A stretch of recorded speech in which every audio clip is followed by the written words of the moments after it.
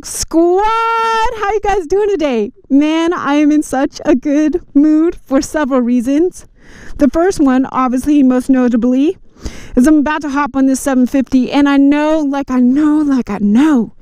it's about to give me some serious bike fever for an R6. I know it is. The other reason why I'm so happy, and I can't believe I'm about to say this, my mind is just blowing. 2 months ago, I started this channel. 2. And the other night, I just broke 20,000 subscribers. So, I can't believe it, dude. Like, that's got to be some kind of record.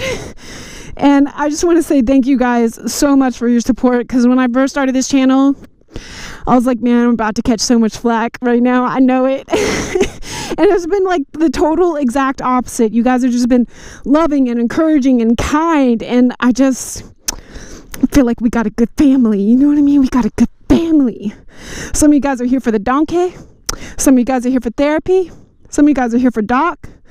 But it don't matter what the case is because we together. And that's all that matters. So, again, like 20,000 subscribers in 2 months. Like, I'm just... I don't get it. It's incredible, though.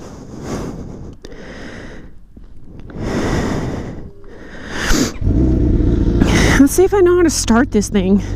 Oh my god. It's so little. He's so little. Gosh, this makes me miss Hot Wheels so badly. That was the name of my R6. Because when I was little, when I would get like allowance money, all I would do is like spend all my allowance money on Hot Wheels. Go home, create like little traffic jams. And I would think, man, I can't wait to sit in traffic. Oh, fuck. Be careful what you wish for, boys and girls. So long since I've been on, like, anything less than a tank. I literally feel like I could just pick up this entire bike and put it in my pocket. Yo, I'm so in love with this. I want this bike. I want this bike so badly. I'm literally putting in almost no effort whatsoever to ride this thing. And it's so weird because when I got on my Pops' M109 and then I got back on dock, I immediately felt my skill level go up in dock because then I handled a bigger machine, a heavier machine. So on this, it's like, I literally feel like I'm on a witch's broomstick. I'm so in love with this bike. Uncle Jamie, you ain't getting your shit back, bro. I'm sorry. I'm riding like I stole it. Because I literally did.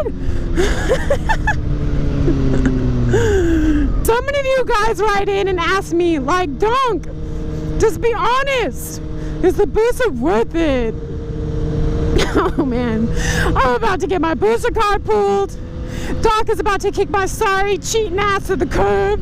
He's probably back in the garage singing, "These hoes ain't loyal." But guys, I'm gonna keep it real. No, it's not. It's not worth it. It's only worth it if you have like a second bike. Okay, and I'm not talking about all liter bikes. I'm just kind of talking about, ooh, I'm sounding like Mickey Mouse. Calm down, B. Calm down. I know, I'm gonna get so much shit. Alright, I'm back to my normal voice. Okay, let me clarify. Doc is an incredible bike. I love him, and he's mine. He has my heart forever, just like Hot Wheels does. These are 2 bikes that literally will always have my heart. But talking about the Busa in particular, it's such a heavy, strong bike. It's so fast. And because it is so fast, it makes it kind of boring. I know you guys are thinking like, Donk, are you on drugs? No. But real talk, it's so fast that like literally the only time you can have fun on it is if you're like putting yourself in harm's way by going like 180 miles per hour.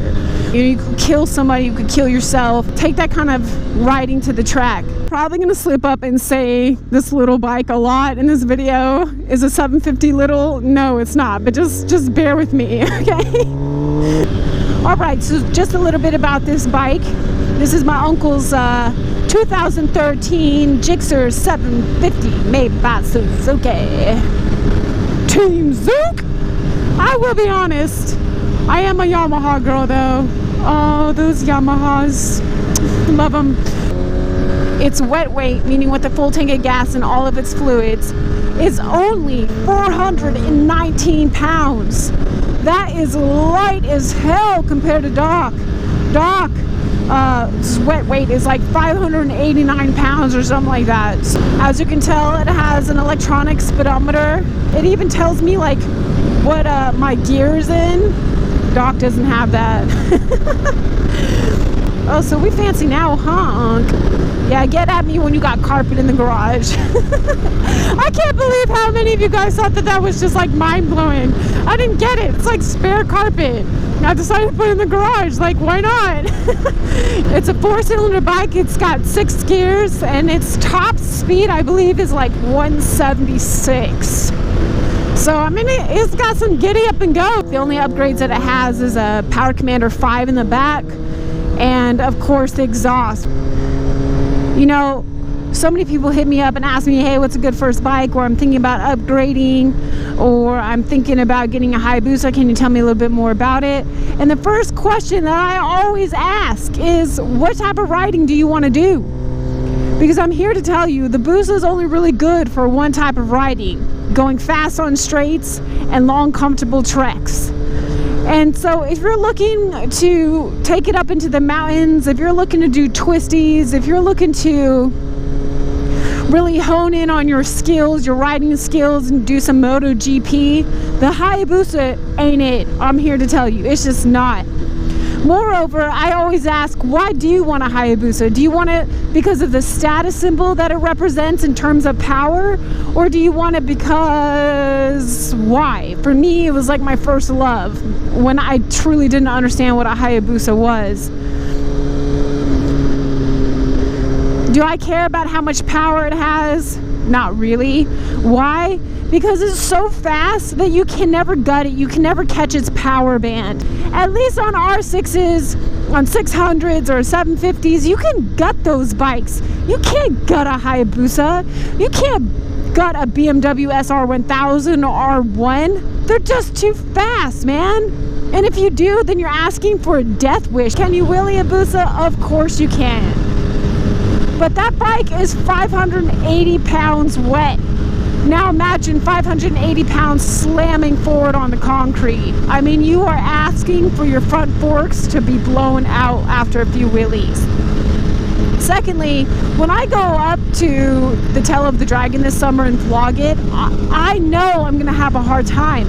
Granted, my riding skills have improved immensely since owning the Hayabusa, but then again, I ride every single day. I practice hard every single day, and I feel like a 600 or a 750 is absolutely perfect. You can really hone in on your riding skills quicker than I think you could on a Hayabusa.